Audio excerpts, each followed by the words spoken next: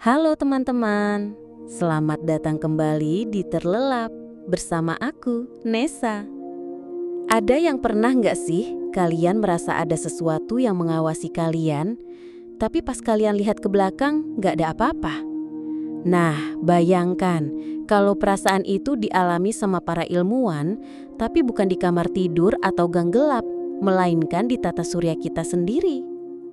Malam ini aku mau ngajak kalian ke perjalanan yang agak berbeda. Kita nggak akan jalan-jalan ke hutan angker atau rumah berhantu. Kali ini kita akan meluncur ke tempat yang paling sunyi, paling dingin, dan paling gelap di lingkungan kosmik kita. Ke tepian tata surya di mana cahaya matahari cuma kayak bintang biasa aja di antara jutaan bintang lainnya. Dan di sana, di kegelapan yang membeku itu, ada sebuah misteri besar yang bikin para astronom di seluruh dunia jadi susah tidur. Mereka yakin ada sesuatu yang bersembunyi di sana, sesuatu yang besar, sesuatu yang bahkan mungkin bisa disebut planet ke-9 kita. Tapi ini bukan cerita tentang alien atau teori konspirasi ya. Ini cerita tentang detektif kosmik yang sedang mengikuti jejak-jejak yang ditinggalkan oleh sosok misterius di ujung dunia kita. Dan yang bikin merinding, jejak-jejak itu benar-benar ada. Coba kalian bayangkan kalian sedang melayang di ruang hampa, jauh banget dari matahari. Sejauh apa? Coba bayangin jarak dari Jakarta ke Surabaya itu sekitar 800 km. Nah, kalau jarak bumi ke matahari itu 150 juta kilometer, kalian sekarang berada 200 kali lebih jauh dari itu lagi. Di sana, dinginnya minus 230 derajat Celcius. Matahari yang biasanya menyilaukan mata, sekarang cuma kayak titik terang aja, nggak lebih cerah dari Venus yang kita lihat di langit sore. Dan di kegelapan yang membekukan itu, sedang berlangsung perburuan terbesar abad ke-21. Tapi ini bukan perburuan biasa yang cari jejak kaki di tanah atau bekas gigitan di pohon. Para astronom sedang berburu jejak gravitasi. Mereka lagi nyari bisikan-bisikan halus yang ditinggalkan oleh sesuatu yang mungkin 10 kali lebih besar dari bumi kita, tapi sama sekali nggak kelihatan. Nama target mereka? Planet ke-9. Kalau kalian dengar istilah planet X, mungkin keingat film-film atau teori konspirasi tentang planet yang bakal nabrak bumi. Tenang, ini beda total. Yang kita bahas ini adalah hipotesis ilmiah murni yang lahir dari data matematika dan pengamatan teleskop. Dan ceritanya jauh lebih menarik daripada fiksi manapun. Jadi siap-siap ya, kita bakal jadi detektif kosmik untuk satu malam ini. Dan percaya deh, misteri ini bakal bikin kalian mikir ulang tentang seberapa lengkap pengetahuan kita tentang rumah sendiri. Sekarang, kita masuk ke TKP-nya. Para astronom itu kayak detektif yang lagi nyari pembunuh. Tapi pembunuhnya udah kabur dan cuma ninggalin jejak kaki di tanah becek. Bedanya, jejak kaki di luar angkasa itu berupa orbit, jalan yang dilalui benda-benda es kecil saat mereka mengelilingi matahari. Ada sekumpulan benda es yang nama kerennya Objek Transneptunus Extreme atau singkatnya ETNO. Bayangin benda-benda ini kayak es batu raksasa yang jaraknya dari matahari 250 kali lebih jauh dari jarak bumi matahari. Itu kira-kira kayak kalau bumi itu Jakarta, mereka berada di planet lain gitu jauhnya. Nah, logikanya kalau nggak ada yang ngatur mereka, orbit benda-benda ini harusnya acak kayak kelereng yang dilempar sembarangan ke lapangan bola. Tapi ternyata mereka nggak acak. Mereka malah berkelompok dengan cara yang sangat aneh. Bayangin kalian punya 10 teman dan kalian suruh mereka lempar bumerang dari 10 titik berbeda secara acak. Normalnya, bumerang-bumerang itu bakal balik dari segala arah kan? Tapi gimana kalau ternyata ke-10 bumerang itu balik dari arah yang hampir sama semua? Kalian pasti langsung mikir, ada apa sih? Nah, itulah yang terjadi sama orbit ETNO ini nih. Pertama, semua orbit mereka itu kayak nunjuk ke arah yang sama di langit. Titik terdekat mereka dengan matahari Semuanya berkumpul di satu area langit yang sama. Dalam istilah ilmiah ini disebut pengelompokan apsidal. Kedua, bidang orbit mereka juga miring dengan sudut yang mirip-mirip. Bayangin tata surya kita itu kayak piring datar raksasa. Dan hampir semua planet kita beredar di piring itu. Nah, etno-etno ini malah beredar dengan kemiringan sekitar 15-20 derajat dari piring itu. Dan kemiringannya hampir seragam semua. Konstantin Batygin dan Mike Brown, dua astronom dari Caltech yang jadi tokoh utama cerita ini, langsung bikin perhitungan statistik.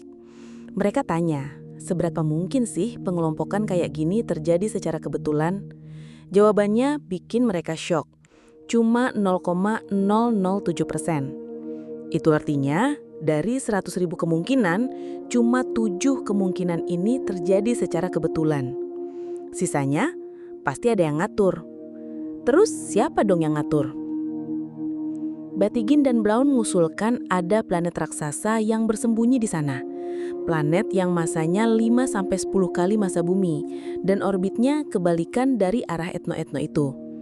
Bayangin kayak gini, kalau ada domba-domba yang berkelompok rapi di padang rumput yang luas, biasanya ada anjing penggembala yang nggak kelihatan tapi lagi ngatur mereka dari jauh. Planet ke-9 itu kayak anjing penggembala kosmik yang udah ngatur orbit benda-benda es ini selama miliaran tahun. Tanpa penggembala ini, orbit-orbit etno seharusnya udah berantakan sejak lama karena gangguan dari planet-planet besar kayak Jupiter dan Saturnus. Nah, ini nih yang bikin cerita ini makin menarik. Salah satu peneliti utama hipotesis planet ke-9 adalah Mike Brown. Nama ini mungkin familiar karena dia adalah astronom yang perannya besar banget dalam menurunkan pangkat Pluto jadi planet kerdil. Karena perannya itu, dia bahkan dijuluki pembunuh Pluto atau Pluto Killer. Dan sekarang, orang yang sama ini sedang berusaha keras untuk menambahkan planet baru ke tata surya kita. Ironis banget kan? Yang satu dicoret, yang satu lagi mau ditambahin. Tapi tunggu dulu. Sebuah teori ilmiah yang bagus nggak cuma bisa menjelaskan yang udah ada. Dia juga harus bisa meramal hal-hal yang belum kita temukan. Dan disinilah hipotesis planet ke-9 benar-benar show off kemampuannya. Model planet ke-9 punya prediksi yang cukup berani. Kalau planet ini beneran ada, gravitasinya bakal memaksa sekelompok objek lain masuk ke orbit yang super aneh. Orbit yang hampir tegak lurus sama bidang utama tata surya kita. Bayangin ya, tata surya kita itu kayak piring datar. Planet-planet kayak Bumi, Mars, Jupiter, semuanya jalan di atas piring itu. Nah, model ini bilang bakal ada benda-benda yang jalan naik turun secara vertikal dengan kemiringan mendekati 90 derajat. Dan tahu nggak, setelah prediksi ini dibuat, para astronom mengecek ulang data mereka. Ternyata beberapa objek yang sebelumnya udah mereka temukan, yang orbitnya aneh banget sampai nggak bisa dijelaskan, cocok persis sama prediksi ini. Ini tuh kayak detektif yang bilang, berdasarkan jejak yang ada, si pelaku pasti ninggalin sepatu di tempat tertentu. Terus, pas dicek, beneran ada sepatu di sana. Momen goca yang luar biasa. Ada juga objek misterius bernama Sedna yang ditemukan tahun 2003. Sedna ini aneh banget. Titik terdekatnya dengan matahari berada sangat jauh dari jangkauan gravitasi Neptunus. Selama ini jadi teka-teki besar. Siapa yang ngangkat Sedna ke orbit yang sejauh dan seterpisah itu? Planet ke-9 memberikan jawaban yang elegan. Dengan gravitasinya yang kuat dan jangkauan yang jauh, dia bisa secara perlahan ngangkat titik terdekat orbit suatu objek, memisahkannya dari pengaruh Neptunus. Kayak tukang krin kosmik yang ngangkat barang ke lantai yang lebih tinggi. Bahkan ada bonus yang gak diduga. Planet ke-9 ternyata bisa menjelaskan kenapa seluruh tata surya kita miring. Ini mungkin kedengeran aneh, tapi bidang tempat ke-8 planet kita beredar ternyata miring sekitar 6 derajat dari ekuator matahari. Selama ini nggak ada penjelasan yang memuaskan. Model planet ke-9 menunjukkan bahwa selama miliaran tahun, tarikan gravitasi dari planet ke-9 yang orbitnya juga miring akan bikin seluruh piring tata surya kita bergoyang perlahan kayak gasing yang lagi berputar. Goyangan inilah yang ngasilin kemiringan 6 derajat yang kita lihat sekarang. Dan bukti terbaru yang bikin para peneliti makin excited datang dari analisis objek-objek yang orbitnya melintasi jalur Neptunus. Objek-objek ini seharusnya udah dibersihkan sama Neptunus sejak lama, tapi ternyata masih banyak yang stabil di sana. Setelah menjalankan simulasi komputer yang super kompleks, hasilnya mengejutkan. Model yang cuma mengandalkan gangguan dari bintang lain atau efek galaksi gagal total. Tapi pas mereka masukin planet ke-9 ke simulasi, hasilnya cocok banget sama data pengamatan. Tingkat kepercayaannya 5 sigma. Buat yang nggak tahu, 5 sigma itu standar emas dalam fisika partikel untuk ngeklaim sebuah penemuan. Artinya, kemungkinan hasil ini cuma kebetulan adalah sekitar 1:3,5 juta. Hampir mustahil. Jadi sekarang kita punya rangkaian bukti yang kuat. Penjelasan anomali awal, prediksi yang terbukti benar, solusi untuk teka-teki lama, plus bukti baru dengan tingkat kepercayaan statistik yang sangat tinggi. Tapi kayak apa sih wujud planet misterius ini? Sekarang kita coba bikin sketsa robot dari kesaksian para saksi. Bedanya, saksi kita adalah data matematika dan simulasi komputer. Mengenai massa, planet ke-9 diperkirakan punya massa 5-7 kali massa bumi. Buat ngasih gambaran, itu kayak kalau kalian nimbang 1 karung beras 10 kg, planet ke-9 itu kayak 60 karung beras sekaligus dibanding bumi kita yang cuma 10 karung. Untuk ukuran, dengan massa segitu, radiusnya diperkirakan 2-4 kali radius bumi. Kalau bumi itu bola tenis, planet ke-9 itu kayak bola basket. Soal komposisi, kemungkinan besar dia itu mini Neptunus. Punya inti padat dari batu dan es, terus diselimuti atmosfer gas hidrogen dan helium yang tebal. Kayak bola salju raksasa yang dibungkus awan tebal.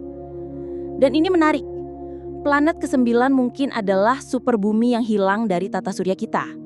Soalnya, pas para astronom ngamatin planet-planet di bintang lain, jenis planet yang paling umum di galaksi adalah super bumi.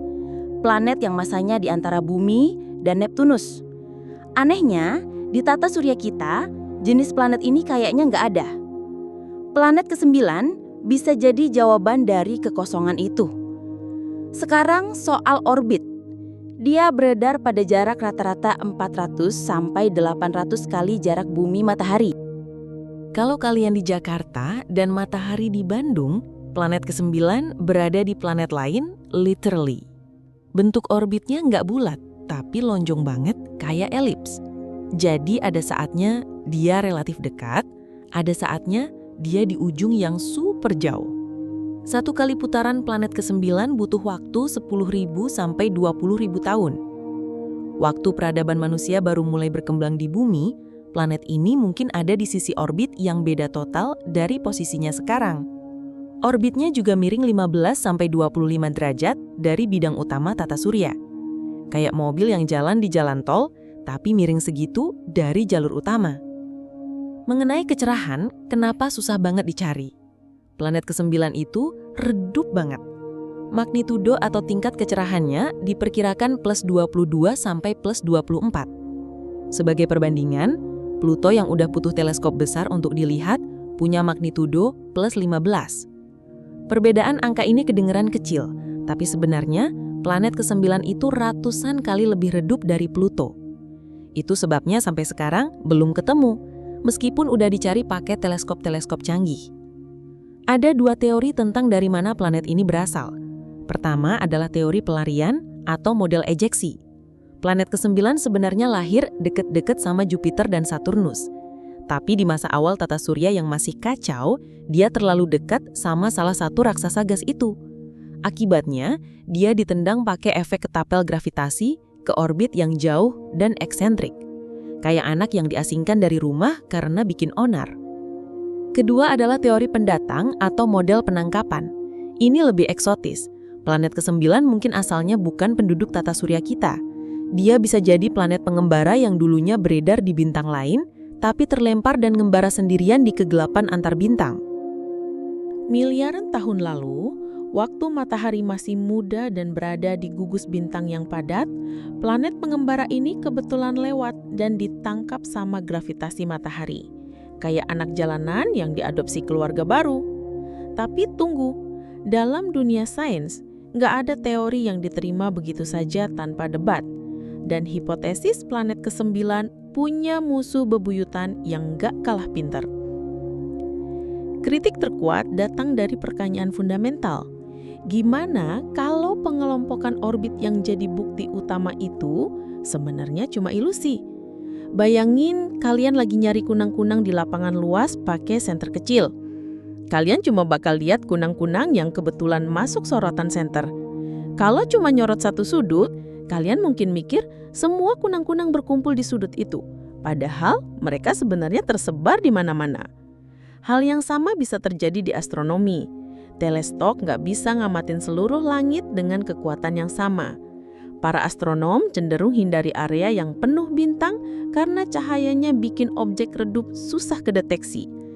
Plus, cuaca dan jadwal teleskop yang terbatas bikin beberapa area langit lebih sering diamati daripada yang lain. Karena ETNO ini sangat redup, kita hampir cuma bisa ngedeteksi mereka pas mereka lagi di titik terdekat dan tercerah dalam orbitnya. Kombinasi dari di mana kita lihat dan kapan kita lihat bisa secara natural bikin ilusi pengelompokan. Beberapa survei langit seperti Outer Solar System Origin Survey atau OSSOS yang didesain khusus buat ngitung bias ini menunjukkan hasil yang berbeda. Analisis mereka bilang, distribusi orbit ETNO yang mereka temukan konsisten dengan populasi acak, nggak perlu planet pengganggu. Tim planet ke-9 nggak tinggal diam. Mereka bilang udah memasukkan model bias yang canggih ke analisis mereka. Hasil terbaru menunjukkan, bahkan setelah mempertimbangkan bias-bias ini, kemungkinan pengelompokan terjadi secara kebetulan masih sangat rendah. Plus, beberapa bukti pendukung lain kayak populasi objek yang melintasi orbit Neptunus nggak terlalu rentan terhadap jenis bias yang sama. Kalau planet ke-9 nggak ada, harus ada penjelasan lain dong. Beberapa alternatif yang diajukan antara lain lubang hitam primordial. Bagaimana kalau pengganggu itu bukan planet, tapi lubang hitam purba seukuran bola golf dengan massa beberapa kali massa bumi? Objek kayak gini bakal ngasih efek gravitasi yang sama, tapi hampir mustahil dideteksi pakai teleskop biasa. Ada juga teori gravitasi yang dimodifikasi atau MOND. Bagaimana kalau masalahnya bukan pada objek yang hilang, tapi pada pemahaman kita tentang gravitasi itu sendiri? Mungkin gravitasi berperilaku beda di percepatan yang sangat rendah kayak di tepi tata surya. Atau mungkin efek kolektif. Mungkin efek gravitasi gabungan dari jutaan benda kecil di sabuk Kuiper yang bikin struktur berkelompok ini. Kekuatan dalam jumlah gitu. Ada juga usulan planet lain yang beda. Studi tahun 2023 mengusulkan planet yang beda total. Planet seukuran bumi di orbit miring yang lebih dekat antara 250 sampai 500 AU. Nah, ini pertanyaan yang paling sering ditanya. Apakah planet ke-9 berbahaya buat kita? Mari kita tegasin dari awal. Planet ke-9 tidak akan nabrak bumi atau planet lain. Semua model orbital yang kredibel nempatinnya ratusan kali lebih jauh dari matahari daripada kita. Titik terdekatnya aja masih jauh di luar orbit Neptunus. Gak ada skenario fisika yang masuk akal di mana planet ini tiba-tiba nyimpang dan masuk lingkungan kita. Cerita-cerita tentang planet X atau Nibiru yang bakal deketin bumi dan bikin tsunami atau gempa dahsyat itu murni fiksi dan teori konspirasi. Gak ada hubungannya sama sekali sama hipotesis ilmiah planet ke-9. Tapi ada satu efek jangka panjang yang perlu diperhatikan, yaitu pengaruhnya terhadap awan Oort. Awan Oort itu kayak cangkang raksasa yang ngubengin tata surya kita, berisi triliunan benda es sisa pembentukan planet. Cangkang ini sumber utama komet-komet periode panjang. Biasanya komet-komet ini diam tenang. Mereka cuma sesekali terganggu sama bintang yang lewat atau efek pasang surut galaksi, terus terlempar ke arah kita. Planet ke-9 bakal jadi pengaduk gravitasi yang jauh lebih dekat dan konstan. Dengan orbitnya yang gede banget, dia bisa menggali jauh ke bagian dalam awan Oort, mengganggu orbit benda-benda es di sana, dan ngirim mereka ke lintasan yang melintasi tata surya bagian dalam. Implikasinya, kehadiran planet ke-9 kemungkinan besar bakal secara signifikan naikin jumlah komet yang masuk ke lingkungan bumi. Penting diingat, ini bukan berarti planet ke-9 ngirim komet buat nabrak kita, tapi dia naikin jumlah total proyektil kosmik yang melintasi jalur kita. Dan dengan lebih banyak komet yang masuk, secara matematis probabilitas terjadinya tumbukan di masa depan juga naik. Jadi, bahaya planet ke-9 itu lebih ke ancaman statistik yang ngubah lanskap resiko kosmik dalam skala waktu jutaan tahun, bukan ancaman langsung yang bisa kita rasain besok atau lusa. Sekarang pertanyaan terbesarnya, gimana caranya nemuin jarum di tumpukan jerami kosmik ini? Bayangin kalian disuruh cari satu titik lampu yang sangat redup di area seluas Pulau Jawa. Tapi titik itu bergerak super lambat dan bisa jadi lagi bersembunyi di balik gedung. Itulah tantangan yang dihadapi para astronom. Kombinasi jarak yang ekstrem dan kecerahan yang sangat rendah bikin planet ke-9 berada di luar jangkauan sebagian besar teleskop. Gerakannya di langit juga sangat lambat, bikin susah dibedain dari bintang latar belakang dalam satu foto. Sejauh ini perburuan mengandalkan beberapa metode. Pertama, pencarian bertarget. Teleskop raksasa kayak Subaru di Hawaii dipakai buat pencarian mendalam di area langit yang diprediksi model sebagai lokasi paling mungkin planet ke-9 berada. Kedua, sisir data lama. Para astronom nyisir data arsip dari survei langit besar. Dengan bandingin foto dari waktu berbeda, mereka nyari titik cahaya redup yang udah bergerak. Ketiga, pencarian inframerah. Beberapa tim coba nyari panas internal yang mungkin dipancarkan planet itu sendiri pakai data dari satelit inframerah. Harapan terbesar sekarang ada di satu fasilitas, yaitu Observatorium Vera-Cherubin di Chili. Observatorium ini bakal jalanin proyek 10 tahun namanya Legacy Survey of Space and Time atau LSST. Dilengkapi cermin raksasa dan kamera digital terbesar yang pernah dibuat, dia bakal scan seluruh langit selatan setiap beberapa malam dengan kedalaman dan presisi yang belum pernah ada. Ada dua hal krusial yang bakal dilakuin Vera-Cherubin. Pertama, menyelesaikan debat bias. Dia diprediksi bakal nemuin sekitar 40.000 TNO baru, naik drastis dari 4.000 yang kita kenal sekarang. Dengan data sebanyak itu, para ilmuwan bisa definitif menguji hipotesis pengelompokan orbital. Mereka bisa tentukan sekali dan selamanya pengelompokan itu nyata atau cuma ilusi. Kedua, deteksi langsung. Kalau planet ke-9 ada dan berada di belahan langit selatan, Vera-Cherubin hampir pasti bakal nemuin dia. Banyak astronom, termasuk Mac Brown sendiri, percaya kalau planet itu ada, observatorium ini bakal nemuin dalam 1-2 tahun pertama operasinya.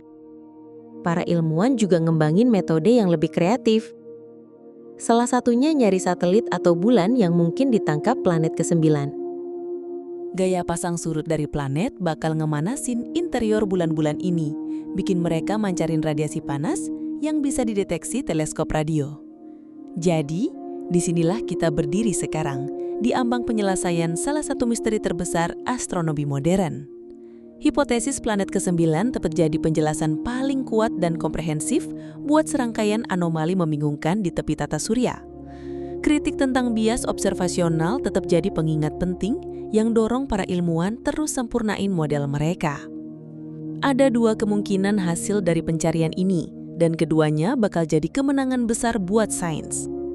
Kalau planet ke-9 ditemukan, ini bakal jadi salah satu penemuan astronomi terbesar abad ke-21. Dia nggak cuma nambahin anggota baru ke keluarga planet kita, tapi juga revolusioner pemahaman kita tentang arsitektur tata surya dan ngasih mata rantai yang hilang dalam formasi planet. Kalau planet ke-9 nggak ditemukan, ini juga bakal jadi hasil ilmiah yang sangat berharga. Bakal maksa para ilmuwan fundamental tinjau ulang pemahaman mereka tentang dinamika tata surya luar, dan yang lebih penting, tentang gimana bias halus bisa pengaruhi kesimpulan astronomi. Pada akhirnya, perburuan planet ke-9 itu lebih dari sekedar nyari satu objek. Ini cerminan dari proses ilmiah itu sendiri, perjalanan yang didorong data membingungkan, diuji skeptisisme yang sehat, dan pada akhirnya bakal dijawab sama pengamatan yang lebih baik. Dan kalian tahu yang paling menakjubkan? Kita hidup di masa yang tepat buat nyaksiin penyelesaian misteri ini. Dalam beberapa tahun ke depan, dengan dimulainya operasi observatorium Vera C. Rubin, kita bakal dapat jawabannya. Entah nanti kita bakal bilang, akhirnya kita nemuin planet ke-9. Atau ternyata itu cuma ilusi statistik. Yang jelas adalah kita bakal tahu kebenaran tentang lingkungan kosmik kita sendiri. Sebelum kita akhiri perjalanan malam ini, coba deh kalian pikirin hal ini. Kita udah kirim wahana ke Pluto. Kita udah foto lubang hitam di galaksi lain. Kita udah deteksi gelombang gravitasi dari tabrakan bintang neutron yang jaraknya miliaran tahun cahaya. Tapi ternyata masih ada kemungkinan ada planet raksasa yang bersembunyi di halaman belakang kita sendiri. Ini pengingat yang indah tentang betapa luas dan misteriusnya alam semesta, bahkan bagian yang paling dekat dengan kita. Ini juga bukti bahwa eksplorasi dan penemuan itu gak pernah berhenti. Masih ada frontier yang belum dijelajahi, masih ada pertanyaan yang belum terjawab. Planet ke-9, entah dia nyata atau enggak, udah ngasih kita sesuatu yang berharga, yaitu rasa ingin tahu. Dia ngingetin kita bahwa kosmos itu masih penuh sama kejutan dan kita masih punya banyak hal yang bisa ditemukan. Dan yang paling keren, kalian semua adalah seksi hidup dari salah satu pencarian ilmiah terbesar di zaman kita. Suatu hari nanti, kalian bisa cerita ke cucu kalian tentang masa-masa ketika para ilmuwan masih berburu planet misterius di ujung tata surya. Siapa tahu, mungkin dalam beberapa tahun ke depan, kita bakal dengar berita Breaking Planet ke-9. Aku Nesa, terima kasih sudah menemani perjalanan kosmik kita malam ini. Kalau kalian suka dengan cerita-cerita semacam ini, tentang sains, alam semesta, dan pertanyaan-pertanyaan yang bikin kita mikir sampai tengah malam, jangan lupa klik like, subscribe, dan nyalain notifikasinya ya. Soalnya masih banyak banget misteri alam semesta yang belum kita jelajahi bareng.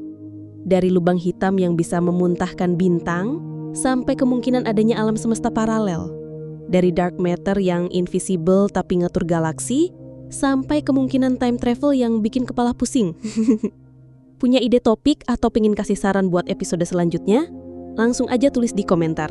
Aku baca semua, dan siapa tahu ide kalian jadi episode terlelap selanjutnya yang bikin kita semua terpesona lagi.